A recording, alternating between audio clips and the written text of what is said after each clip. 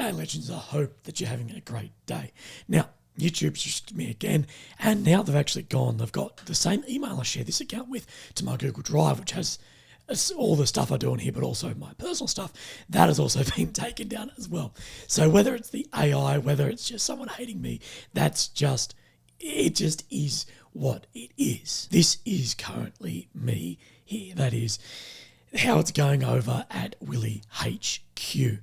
But something I didn't realise is that everyone on Twitter now is actually an expert in flooding, hydroelectric dam engineering, and also artillery experts. So that is fantastic that we have so many people in the community with flags in their description of either side who are experts in those fields. So that is fantastic. Now, everyone says they don't know what happened to the dam in Novokhovka, but I will let it be known, I actually do know exactly what happened, and it was the same bloke that blew up the Nord Stream who was responsible. So this Sasmando Delta Beret right here.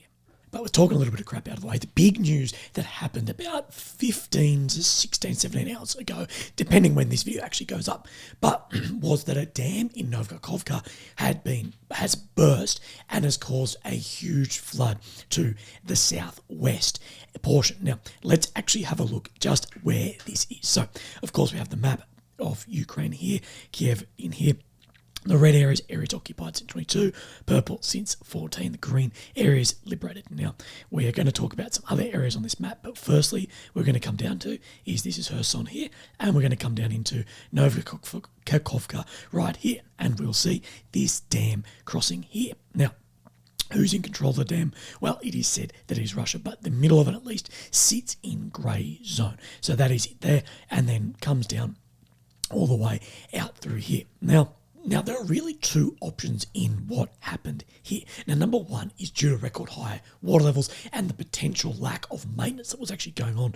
The dam has burst, and it's just coincidence that it has come at the start of the offensive. So we see this here, and that is how I've spelled lake incorrectly. But we see that right up through to the beginning of when this has happened, the record high levels as well as the low level here. Now, I haven't found any explanation for this actual low level before this massive spike, but where people are going wrong on some of this is this isn't the level of the dam. So if Russia released those sluice gates, then this would have brought it back down. It is not due to the other dams further up not then releasing water in, if that makes sense. Now, number two, which is what everyone's sort of running with, is either Russia or Ukraine blew it up on purpose to either support the defensive or offensive actions, depending on the side. And that is where the big argument is across the whole internet of exactly what is going on. But firstly, something I want to talk about is we're looking at here on the map. Now, further up the Dnipro, where we see here is near Enerhodar.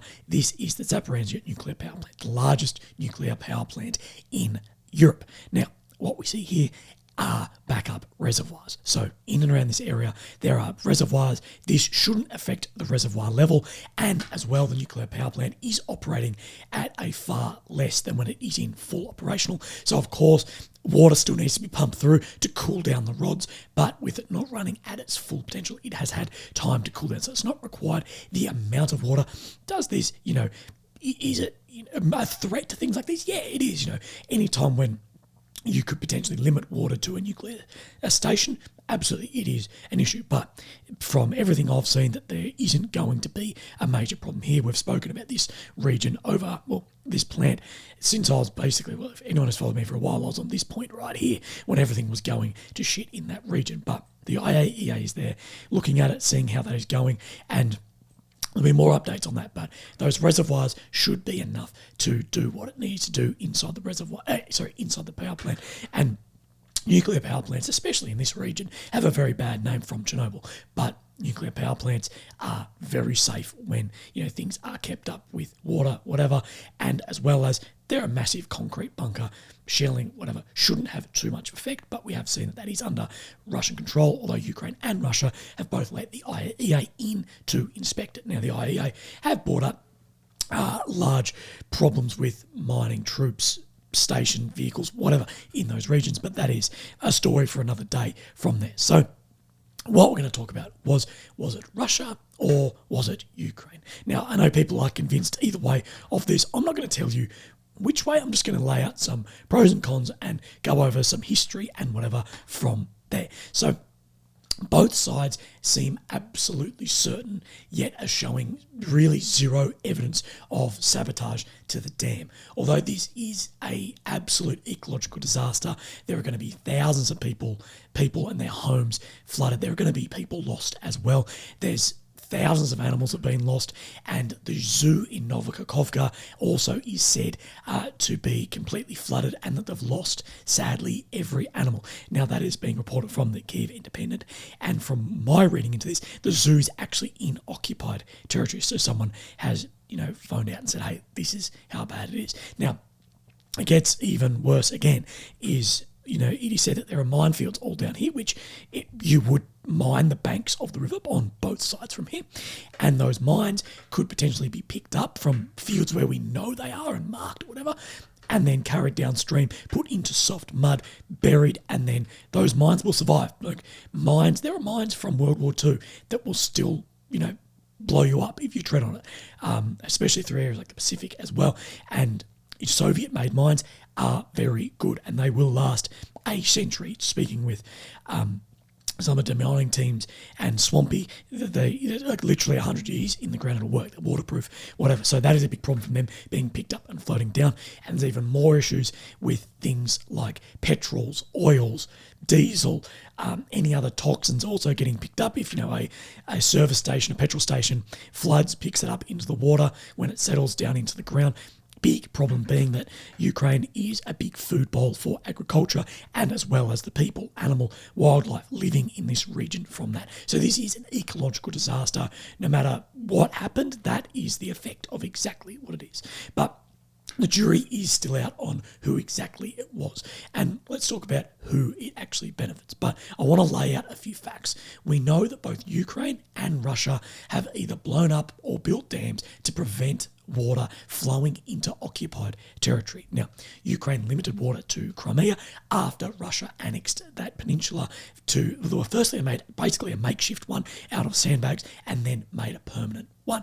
Now, because of this, Russia twice went to the UN seeking that this water be provided again into Crimea, taking Ukraine to the European Court of Human Rights. I've done actually a whole piece on this. And then the UN denied them, saying that, if you are the occupier has a responsibility for that region and the people in that region and any of the necessary things. So you are the ones who have to then supply water, electricity, food, etc. from there, from the occupying force. And dams or whatever can be a war crime under the Geneva Convention. So they were thrown out of court actually twice. They went to the Human Rights Commissions. And the video I'll show you here is on the 26th of February. As we know, the invasion happened on the 24th. This video is the 26th of the dam here that was preventing the water flow into Crimea, then being hit by the Russians here and exploded to then flow that water down into Crimea. Now, Crimea, even looking at where it is very arid and can't actually have its amount of rainfall on where it is to support the amount of agriculture there. So, water coming in through the Dnipro or in bottles or whatever across the Kerch is absolutely necessary. But of course, taking it by truck, whatever, is not going to be the same as funneling it down through dams. You're just not ever going to get enough. And what we do know over the past few weeks is that reservoirs in Crimea have been filled up to, I've seen some officials say 80%, some say too full. So we know that Russia has been filling up those levels, as well as it is said that Russia did control this dam here. So where the hydroelectric is and across here, that Russia was in control there, and they did have control of, I believe, the sluice gates from there. But we also know that damage has been caused to this dam over the period of pretty much the war from both Russian shelling and Ukrainian shelling from there, that those shells have hit from both sides. We know that there was damage caused there. How much damage? Well, we don't know. We can't see it on the ground. How much damage will a shell do to concrete? Well, it's limited, but with water, once it starts going, it will really start going. So the blame game there is just whatever, and it's, just facts that we don't yet have. Now, could this have burst to a lack of maintenance? That could completely happen. That it has been degraded through shelling, through lack of maintenance, through rust, through higher water levels, absolutely. And then it could have gone from there. Now, that would be Russia's fault, as they've occupied that area and they're in control of the gates, the valves, whatever from there. Now, should have the dam had some level of overflow? Absolutely. Did it have it built in? I'm no expert on dams, but could it have been destroyed by rockets? Absolutely. Rockets, artillery, mines. It either was mined in location. Many speculated that Russia had mined it for something like this. You can float mines down the Dnipro to hit it as well as large, not field artillery, but large artillery rockets. Things like this will take it out. Now, field artillery won't have the boom, but other types absolutely do. Just look at the dam busters from World War II, and they had less boom than a lot of the modern, larger artillery. And from my decades of university research into hydroelectrical dam engineering, once something like this is compromised and even just a trickle of water starts, it will very quickly just really open that up and go from there. So once it's compromised, it's sort of fun. Now, was this panic from the offensive going well, going poorly? Well, we don't know. So we're going to talk about the benefits. So what does Russia have to gain from blowing this up? It floods areas that Ukraine could possibly ford across with vehicles. It also will take out and limit bridges, limit roads and things for the offensive. And it'll deny the Ukrainian side any territory as well. So widening that up. And it'll restrict areas of crossing, therefore will condense offensive actions in other regions. Now, as well as they've taken out the hydroelectric room where it actually makes the electricity. So it limits electricity feeding back in, and it also limits the profit from then feeding power in as well. What it also does is ruin farmland for the Ukrainian economy. And we know that a large part of the Ukrainian economy is agriculture, and this could wipe out everything from cows to fields, grain, whatever, absolutely. And we saw the price of grain actually increase today as well. And another thing for Russia it does is it reduces the area that they actually have to then defend. So the pros for Russia is, well, we don't have to defend this region here anymore, then we can condense forces on another area here. Now, what are the cons for Russia? Well, Russia holding the left bank. So the left bank down here. Now, when you're talking left and right bank, or in north and south, but the left bank is what Russia have, the right bank is what Ukraine have. So if you're facing down a river, whichever way it's flowing, so it's flowing this way, that's the left bank, that's the right. So it's as if you're facing in the direction of what it flows. But the left bank of which Russia hold is the low ground, and it will flood their defensive lines. So let's have a look at this. And here we have the topographic map. This is Novgokovka here. This is the dam here. And as we can see, the Russia are on the lower ground here, and Ukraine have the higher ground around here. And then we can have a look at where some maps have said that this will flood as well. Now, just know that this one here, this is from a Russian source as well. And a lot of these maps showing the potential flood is, from a complete dam breach. Many are saying it's only the top of the dam, that the dam right down to the, the bottom isn't breached yet, but could breach from there. So a lot of these infographics are from a full breach, and some are saying that it's not a full breach, but we'll let this play through. So this is how it breaks, flew through here, and then we can see that there's more flooding on the left side, the south side, the downside being the Russian-held side, than on the northern right side being where the Ukrainian lines are from there. So flooding all their defensive positions in their armoured vehicles, things like this, and an area they've spent a long time not only fighting for to gain and dig in, but they've had a long time setting up positions, putting in armour, whatever from there. And this is from geoconfirmed, showing from that other map overlaid onto this of where the geolocated trench systems were. So as you can see, how many systems from the Russian forces have actually, or could actually be potentially flooded from there. Now the floodwaters may rise over the next coming days as well. And we have more of this as well, showing where the floodwaters could flood areas. And we've seen many, many photos coming out of Russian forces like this, up above their waist in water from here, Russian flag on the hat, cruising through from here. So it's definitely flooded some areas there. And let's just have a look at the extent of these regions where it is flooded from here. So massive, massive flooding. And this is on the left bank as well, where those forces were built up. Now, also something else that is big con is this will then restrict water flow to Crimea. But as we spoke about before, Crimea potentially has already filled up all of its reservoirs. Now, what it also does is it could lower water in other areas. So, of course, water being water, if it raises somewhere here, well, it has to flow down here and could lower that, possibly for Ukraine to then ford across something like that. Now, another thing it could do is, con, is also decrease their ability for use of artillery. So if originally your artillery guns were in here, but that's all flooded out and the guns are flooded, whatever, next thing you're going to have your artillery guns way back here, and then areas in Kherson on the right bank could then be out of range of the artillery. Let's look at another video here before we go into the benefits and cons, the pros and cons for Ukraine. So this is more areas in here that are flooded. I'm unaware if this is on the left or right bank, but there is so much video coming out of just torrential flooding through here in main areas, buildings, everything. Just a horrible situation, no matter the way you look at it. So what are the benefits for Ukraine? Well, Ukraine has the high ground on the right side. So we look on the bank here. So it might not flood as bad. Now, it also could flood out Russian defensive positions, holding the soldiers in place as well as their equipment in place, basically just mud it in as well, and that'll stop the redeployment, or at least the rapid redeployment from here. Now, it will also give Ukraine less area to defend, same as Russia as well, therefore, and it will condense their offensive actions into one place so they can take things off this and move it to another areas. And as well as I spoke of the cons from Russia, but here's a pro, is it lowers the water in other areas for potential crossings. It can give further evidence to supply Ukraine with more weaponry, and it shifts further media attention away from the counter-offensive, and very little has come out of the offensive, and more sanctions, with which Ukraine has already called today for more sanctions through to the G7 against Russia. Either way that this lands, whether Ukraine did it, whatever, the blame will still land on Russia as the occupying force. If they had never occupied, then it never would have had to be here. It would have been fine. Anyway, so either way, the blame will still land on Russia, being a win in the informational space. And as well, a pro is that then the Russian artillery will be out of range of Kherson as well. Now, some cons, and there are a lot.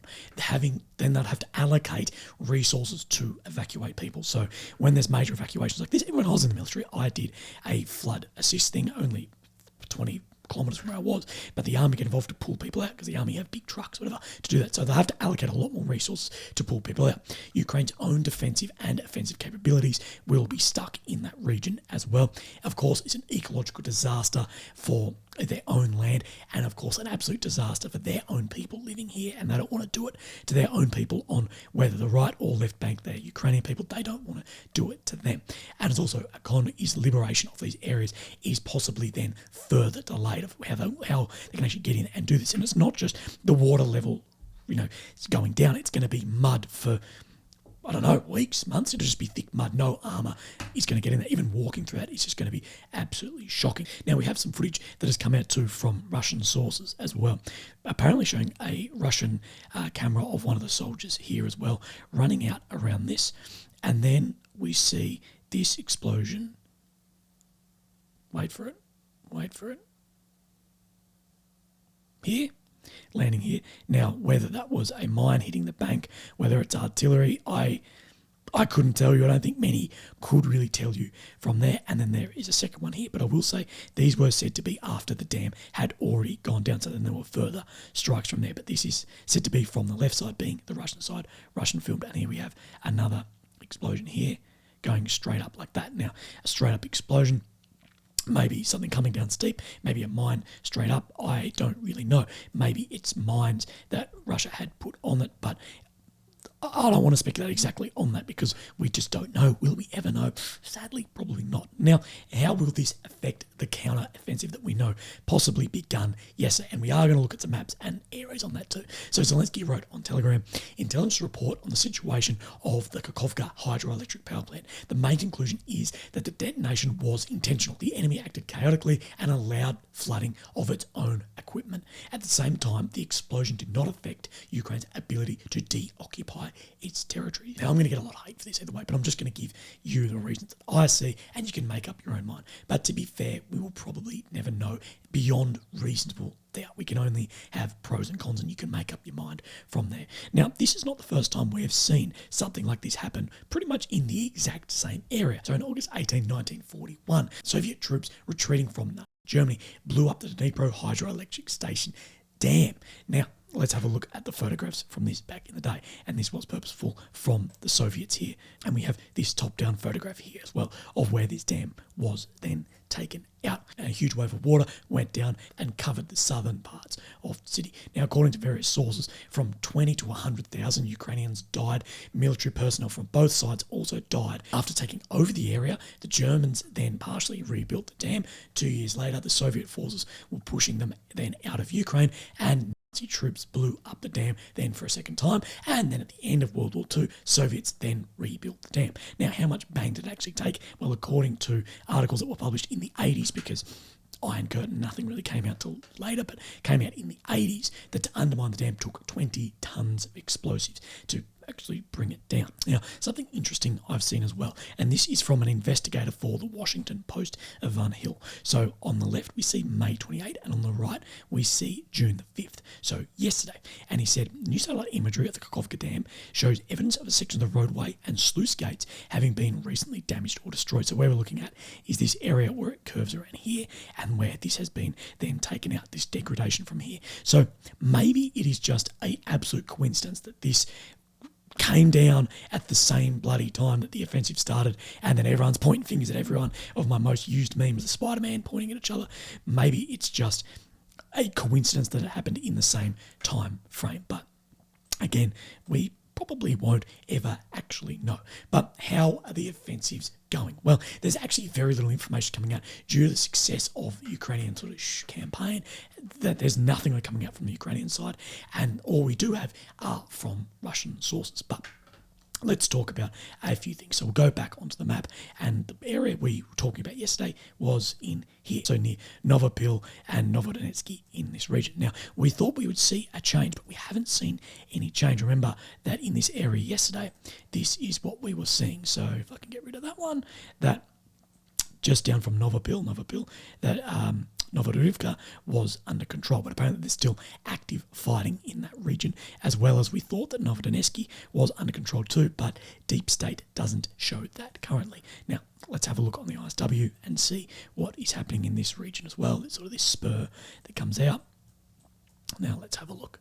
So, is it showing Novodonetsky is under only claimed control, and Novodorivka underclaimed as well. So not too different from yesterday, but definitely some changes. Now, where we have seen some changes is in around Bakhmut. And I know all of you are probably sick of talking about Bakhmut, but this is an area where we're seeing an absolute fluid front line for months and months and months. It makes my job easy, but it is shocking because there's still so many people being thrown into this. But let's have a look at yesterday, the 4th, what we saw, and then today. So we spoke yesterday that there was many claims that Ukrainian forces had entered Berkivka. Now, and around the reservoir, where those claims are coming from, was Prigozhin. One thing I will say about Prigozhin, love him, hate him, everything he says is speckled with little bits of truth as well. So a lot of what he says like that, people go, no, whatever. But it was correct, and he's trying to shame the VDV, the paratroopers who have taken up his positions and basically gone, you fucked it. But they've come then across underneath this reservoir here into Berkivka. Now, some maps show this further in. Now, let's have a look then on the ISW, because I believe this one shows it a fair way further in. Yeah, it does. So this map isn't brilliant because Berkivka, it's showing here, but it doesn't when I zoom out. But let's just have a look. This is the reservoir here. This is the reservoir. So it's saying far up above this reservoir here. Now, I know this isn't the best view in the world, but it's saying right up around this reservoir and down. Let's have a look where this hooks around with this road here. They're saying it's right up into this region through here. So a fair bit more territory that the ISW is showing. So again, it is what it is. It's wild. Now, as well, we're going to talk is the crossing that is still going on into the northern part of, being the Belgorod Oblast, so the northern part, northeastern part of Ukraine, and the southwestern part of Russia, where they've crossed into here, and there has been more territory taken up from there. But Warmapper does show that they've got a fair bit more territory than that. So they're showing that they've taken a fair bit more from here. And we can talk about the speculation of why this is happening. You know, we could talk about this all day of the actual reasons for this, but we know that they are advancing in this region and are holding parts of that still to this day, crossing with the Polish forces as well. And many photos have come out in bad taste of video of, oh, why is that side of that vehicle blurred out? And then it's had a swastika on the side of the vehicle. Now, what we are going to look at as well, and I did miss to talk about this bit, was we have the Rybar from yesterday in the original spot we just spoke about. Excuse me, everything's going to shit in Willy HQ, but that's all right. So we're talking Novodonetsky in this region. Now, this is showing no different to yesterday, and this was yesterday's map in this region. But then let's pull up today's and have a look from Rybar of what it is showing.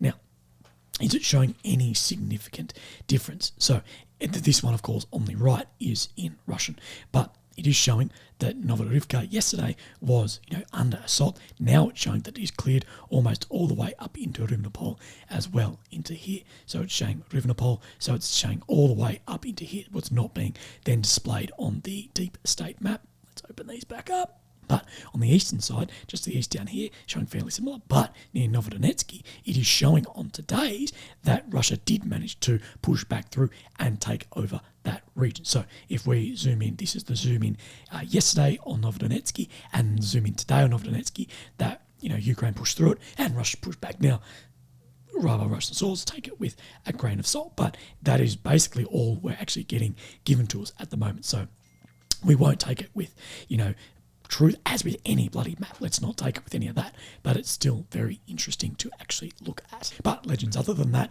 that's about all I've got for you today. So I think I've managed to string this out long enough. But Legends, look after yourself. Let me know what you think. Send me a hate. I don't really mind. If you'd like to support me, if you're not sending me hate, or if you are sending me hate, if you'd like to support me, links down below. This has become really shit because this is my source of income, yet YouTube and Google have now both been like, not Willy, we don't like him. So it's been a little bit difficult over the past 8 weeks, being struggling, going to work and not getting anything back. But that's all right. For those who continue to support me, and if you've watched this far in, I can't thank you enough. You really, really, really bloody help me out. So look after yourselves. Have a great rest of your week, and I'll hopefully speak to you tomorrow. Okay, thank you very much. Bye-bye.